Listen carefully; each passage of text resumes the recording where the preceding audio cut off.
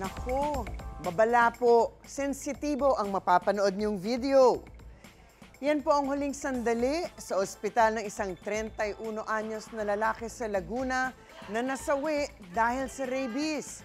Nakuna ng video ng kanyang asawa ang lalaki na nagpupumiglas, naglalaway at nanlilisik ang mga mata.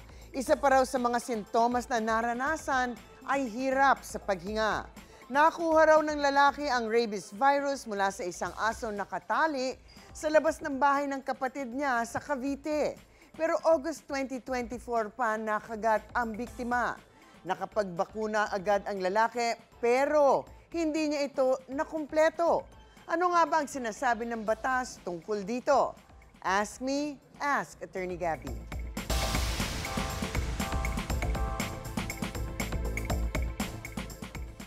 Attorney, ano po ba ang pananagutan sakaling magkaroon ng rabies ang alaga mo at makakagat ito? Nako, ngayon pa lang i-check nyo na po ang Republic Act 9482 o ang Anti-Rabies Act of 2007 dahil very specific ang mga responsibilidad ninyo bilang isang pet owner at kung ano ang mga dapat gawin in case na makakagat ang inyong alaga ng ibang tao. At walang kaduda-duda sa ilalim ng paragraph F ng Section 5 ng batas na to, klaro po na pananagutan ninyo ang lahat ng medical expenses ng biktima and all other incidental expenses dahil sa pagkakagat nito ng ibang tao. At kailangan nyong asistihan ang biktima immediately. Hindi excuse na, naku, hindi kasalanan ng aso ko yan. Kailangan tulungan nyo agad ang biktimang nakagat ng aso ninyo. Kailangan nyo rin i-report within 24 hours sa mga barangay officials sa Limbawa kung nakakagat ang aso ninyo para ito maobserbahan either by a private veterinarian or ng government veterinarian. Kapag hindi nyo pinaobserbahan ang aso ninyo, may fine po yan na 10,000 pesos. Kung ayaw nyong bayaran ang medical expenses ng biktima, dahil nga ito ay responsibilidad ninyo, may dagdag na fine na 25,000 pesos. At marami talagang responsibilidad ng isang pet owner. Unang-una, dapat rehistrado ang aso ninyo. This is mandatory at dapat regularly vaccinated ang aso sa rabies at meron registration card na kung saan nakatala lahat ng bakuna na madaling maipakita kung kinakailangan.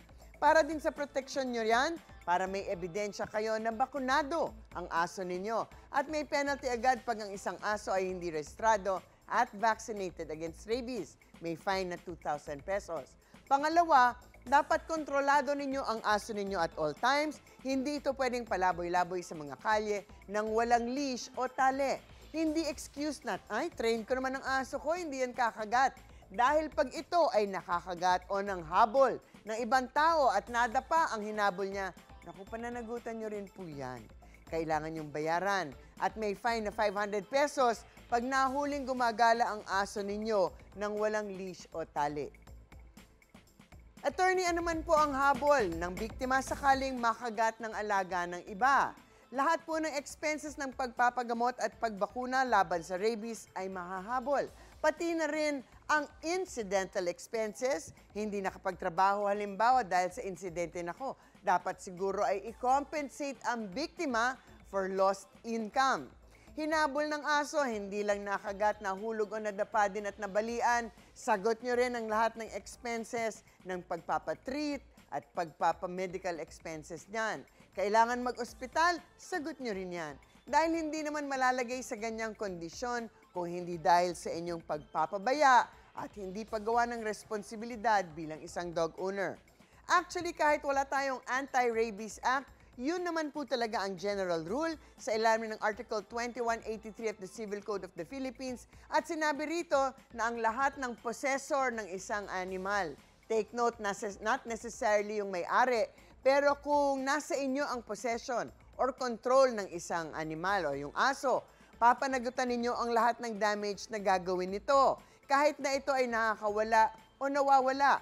Sabi lang din ng article na to, walang liabilidad kung ang damage ay dahil sa kasalanan ng tao na nasaktan. So kung ang aso ay nasa loob ng kulungan na at kayo, yung biktima, nagpasok ng kamay sa loob, sabi ng Civil Code, hindi ito kasalanan ng may-ari.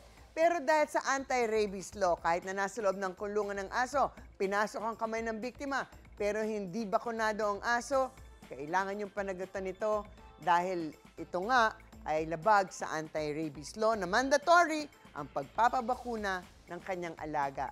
At take note, hindi lang yung rabies na yan, kahit pumadilaan kayo ng pusa o aso, basta may open wound, ay nako, baka dun din manggaling ang sakit na yan. In any case, di naman ako doktor. Pero sa mga usaping batas, bibigyan po nating linaw para sa kapayapaan ng pag-iisip. Huwag magdalawang isip. Ask me, ask Attorney Gabby. Ikaw, hindi ka pa nakasubscribe sa GMA Public Affairs YouTube channel? Bakit? Mag-subscribe ka na, dali na, para laging una ka sa mga latest kwento at balita. I-follow mo na rin ang official social media pages ng Unang Hirit. Salamat, Kapuso.